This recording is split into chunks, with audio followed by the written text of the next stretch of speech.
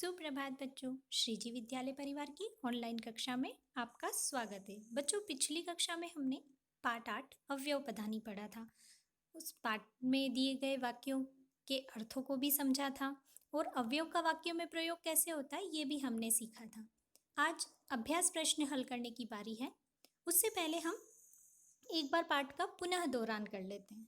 बच्चों, शब्द ऐसे होते हैं जो लिंग वचन के अनुसार अपने रूप को बदलते रहते हैं। यानी कि स्त्रीलिंग में कोई शब्द अलग होता है तो पुल्लिंग में अलग होता है, एक वचन में अलग होता है तो द्विवचन में अलग होता है।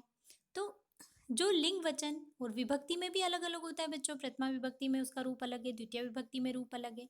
तो शब्द ऐसे होते हैं जो लिंग विभक्ति वचन के अनुसार बदलते हैं।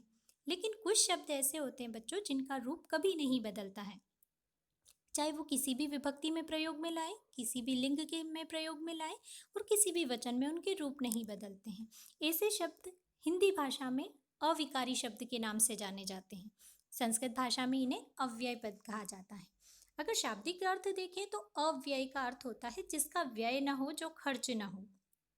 अब यहाँ पर ऐसा नहीं है कि इन शब्दों को कहीं बेचा जा सकता है या कहीं से खरीदा जा सकता है।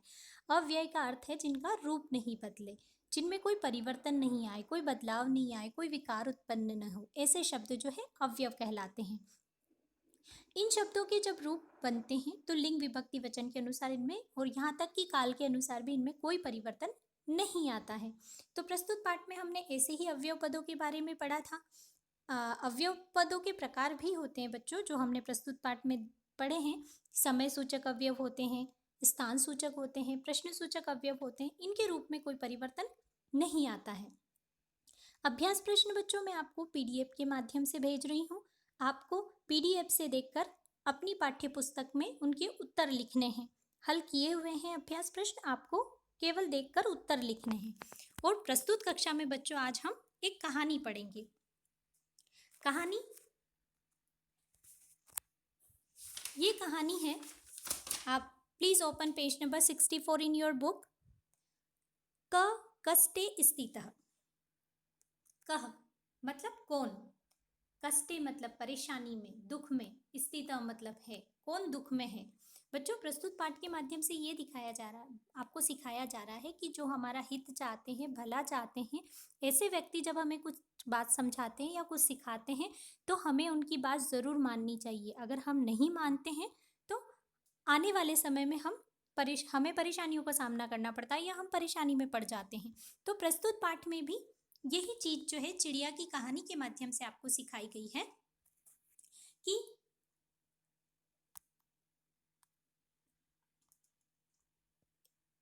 एका लता वृक्षाम आरोहति। एका मतलब एक, लता मतलब बेल, फूलों की या फलों की जो बेल होती ना वो, वृक्षम पेड़, आरोहति स्मः मतलब चढ़ रही थी। एक बेल जो है वो पेड़ के सहारे जो है चढ़ रही थी। वृक्षे पेड़ पर, अनेके खगाः बहुत सारे पक्षी, वसंती मतलब रहते, स्म मतलब थे। बच्चों, ये जो स्मः शब्द दे रखा है, ये स्मः शब्द जब वर्तमान काल की धातुओं के साथ लगता है या धातु रूपों के साथ लगता है तो वो बिना परिवर्तित हुए भूतकाल का अर्थ देने लग जाती। जैसे कि बच्चों अब यहाँ पर देखो, वसंती दे रखा है, आरोहती दे रखा है, तो आपने देखा होगा कि मैं हिंदी अर्थ में क्या बोल रही हूँ, एक बेल पेड़ के सहारे चढ़ रही थी, जबकि मुझे बोलना चाहिए चढ़ रही है। क्यों? क्योंकि धातु रूप तो वर्तमान काल का, लट लकार का है, लेकिन मैंने थे भूतकाल का अर्थ इसलिए बोलो कि बच्चों जो स्मः शब्द दे रखा है ये जब वर्तमान काल की धातुओं के साथ लगता है तो वो बिना अपना रूप बदले भूतकाल का अर्थ देने लग जाती हैं। तो वृक्ष अनेके खगा वसंती स्मः, पेड़ पे बहुत सारे पक्षी रहते थे। एका खग अचिंत्यत, एक पक्षी ने सोचा, एषा लता शीघ्रम एव वृद्धिं प्रापिष्यति। यह, एषा मतलब यह, लता मतलब बेल, शीघ्रम मतलब जल्दी, एव यानी ही, वृद्धि मतलब बढ़, प्रापिष्यति यानी कि बढ़ जाएगी या वृद्धि को प्राप्त कर लेगी, है ना।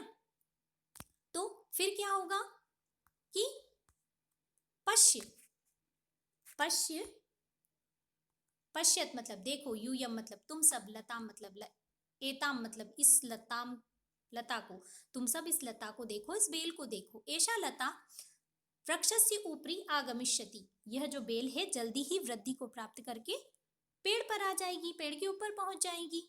और ये जो पौधे होते हैं ना बच्चों, परजीवी पौधे कहलाते हैं, आप साइंस में पढ़ते होंगे, दूसरों पे डिपेंड रहते हैं, तो वहां से जब अपना भोजन प्राप्त करते हैं तो ये वृद्धि भी जल्दी करते हैं, तो ये लता भी जल्दी ही जो बढ़कर है पेड़ पर पहुंच जाएगी।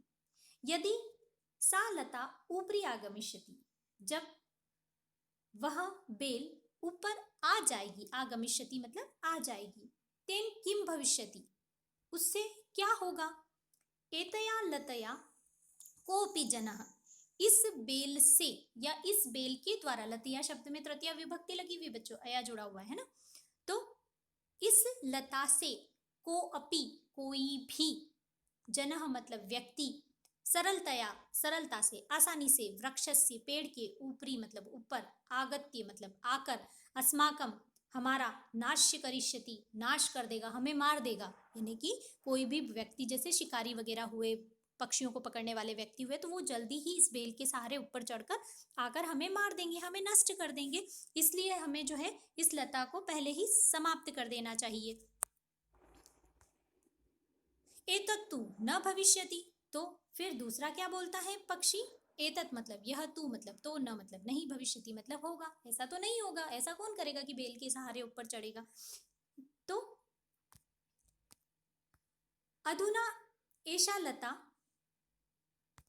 अधुना मतलब अब, अभी, इस समय में, वर्तमान समय में, ये भी अवयव शब्द है बच्चों, पिछले पार्ट में अवयव शब्द पढ़े हैं ना हमने, वही। एषा लता, अभी या अब यह लता, कोमला अस्ति, कोमल है, नाजुक है, यानी कि इसे आसानी से जो है तोड़ा मरोड़ा जा सकता है या उखाड़कर खत्म किया जा सकता है। इसी तरीके से हमारी परेशानियां होती हैं, अगर हमें समझ में आने लग जाए कि हाँ ये परेशानी भविष्य में बड़ी हो सकती है, तो हमें समय रहते उसे सुधार लेना चाहिए ताकि हमारी समस्याएं न बढ़े। तो वयम सरलताया, हम सब सरलता से, आसानी से, अस्या इसको, नाशम नष्ट, कर्तुम करने के लिए, समर्था समर्थ हैं, अभी हम सब इसको आसानी से नष्ट करने में समर्थ हैं। लेकिन जब समस्याएं जीवन में बढ़ जाती हैं तो फिर उन्हें समाप्त करना इतना आसान नहीं होता, क्यों, क्योंकि वो बहुत कठिन हो जाती हैं, तो हमें उनका सामना करने में ही दिक्कत आती है, तो उन्हें दूर करने में तो सोचो कितनी परेशानी आती है। तो इसलिए हमेशा समय रहते अपनी परेशानियों का हल ढूंढ लेना चाहिए।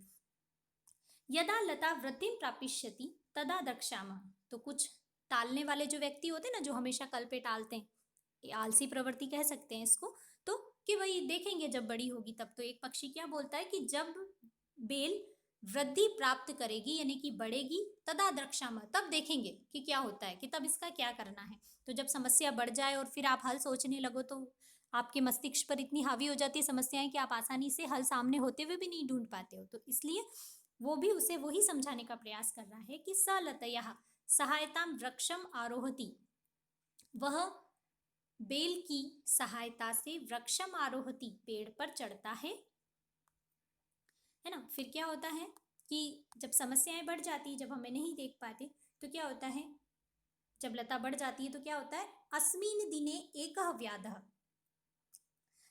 दूसरे दिन एक, यानी कि कुछ समय बीतने के बाद, एक दिने एक दिन में, एक व्याध एक शिकारी, तत्र मतलब वहां, आगच्छति आता है, वहां आता है, स खगे वृक्षान पश्यति, वह पेड़ पर पक्षियों को देखता है। खगान द्वितीय विभक्ति है बच्चों, आन जुड़ा हुआ है, खगान देखता है। खगान दृष्टवा स कथयति, पक्षियों को देखकर वह कहता है, अत्र तु अनेके खगा संति, यहाँ तो बहुत सारे पक्षी हैं, अत्र मतलब यहाँ, तू मतलब तो, अनेके मतलब बहुत सारे, खगा मतलब पक्षी, संति मतलब है, अरे यहाँ तो बहुत सारे पक्षी हैं। उस दिन तो उसकी बात को सब टाल जाते हैं और कोई ध्यान नहीं देता कि भाई कोई कोई आएगा और पेड़ पर चढ़ेगा तब देखेंगे, या लता बेल बड़ी होगी तब देखेंगे। लेकिन ऐसा होता है कि कुछ समय बाद जब वो बेल बड़ी हो जाती है और एक शिकारी वहां पर आता है और पेड़ पे बहुत सारे पक्षियों को देखकर वो क्या सोचता है, उसको देखो। फिर आगे क्या होता है कि स लतया सहायता वृक्षम आरोहति, वह बेल की सहायता से जो है पेड़ पर चढ़ता है। सर्वान खगान जाले बद्धान यदि, वह सर्वान मतलब सभी, खगान मतलब पक्षियों को, जाले मतलब जाल के अंदर, नेट के अंदर, बद्धा मतलब बांध कर, न्यति मतलब ले जाता है। वहां जितने भी पक्षी उस पेड़ पर रहते हैं उनको सबको घोंसलों से निकाल निकाल के जाल में बांध कर और ले जाता है।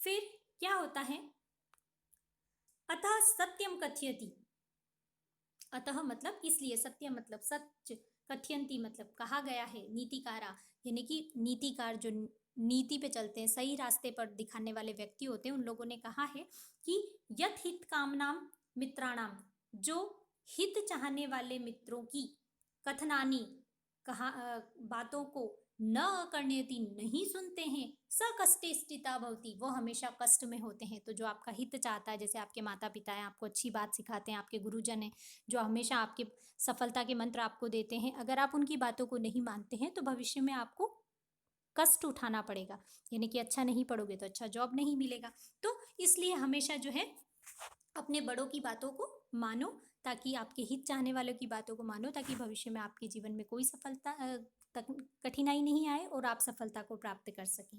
धन्यवाद।